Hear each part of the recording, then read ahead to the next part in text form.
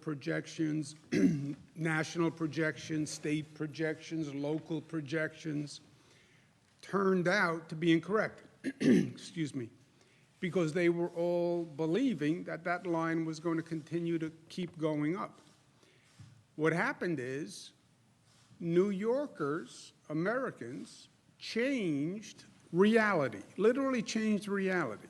They literally changed the path of the virus spread and reversed the spread, and that's what the closed-down procedures did, that's what the masks have done, that's what the socially distancing has done.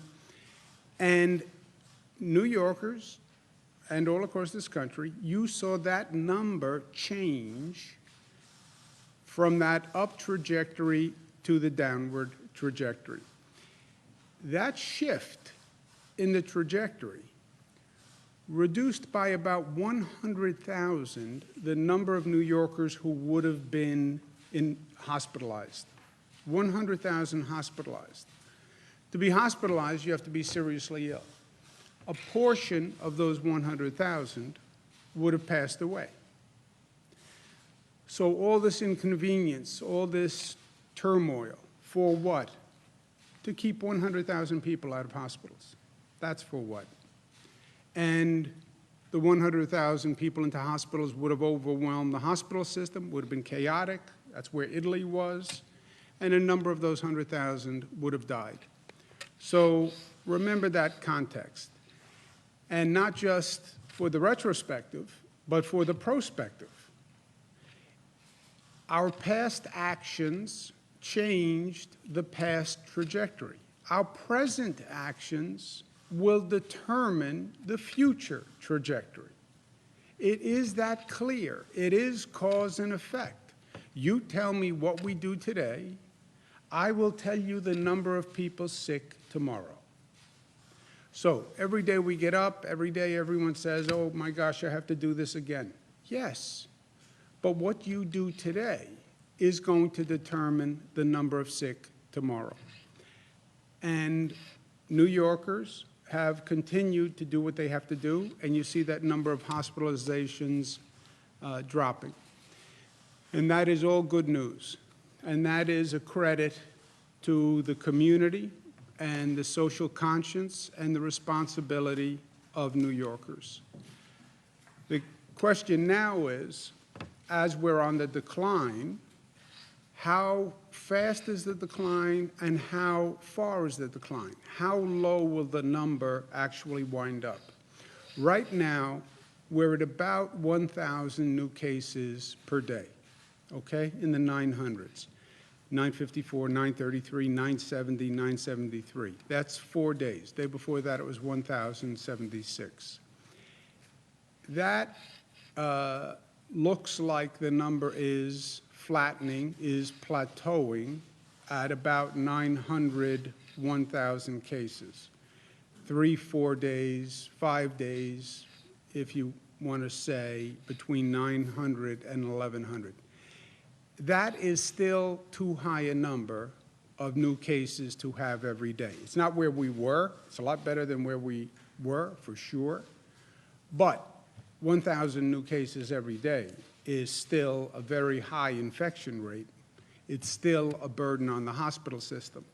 So we now want to take it to the next level.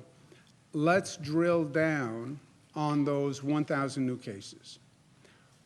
Where are they coming from? Why is the infection rate continuing? Who's getting infected? And let's get more targeted in our response, right? We're fighting this statewide, but you have to wage the battle, wage the war on many fronts. It's a statewide battle. Now that we have it basically stabilized and on the decline, the enemy is on the run, the virus is reducing. Let's get more refined, more targeted. And I'm going to be speaking with the hospitals this afternoon and say that we want to get more specific information on those new cases that are coming in the door. Where are they coming from? Who are they? To see if we can come up with a more specific target. If you look at the past few days where the cases have been coming from, this is a 3-day, what they call rolling average. But you see, 17% from Manhattan. Much of it correlates to population, but much of it also correlates with downstate New York.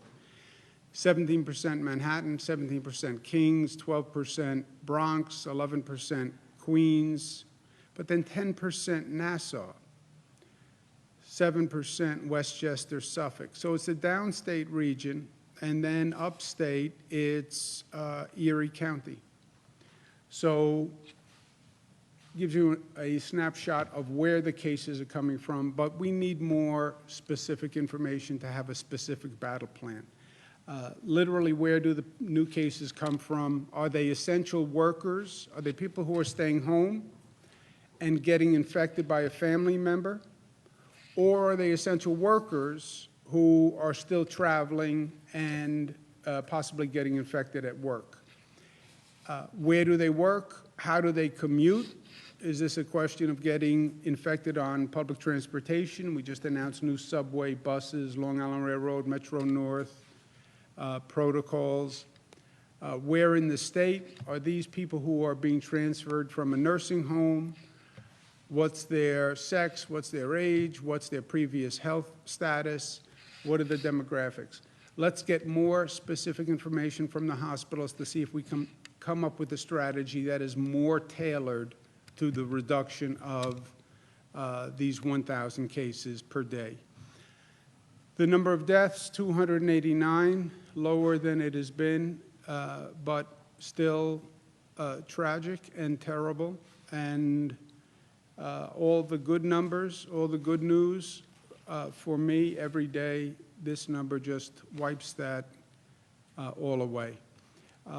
We announced a statewide policy for our schools. We did it last March 18th. We said that we were going to close schools all across the state, K-12 and higher education schools. We waived what was called the 180-day requirement, which was a state regulation that schools had to have 180 days of teaching. Schools then transferred to distance learning programs, meal delivery services, child care options for essential workers. That has actually worked out well, not perfectly. We had to do it in a rush, but there are lessons that we can learn here that could change teaching going forward and teaching in these types of situations going forward. But it did work. It basically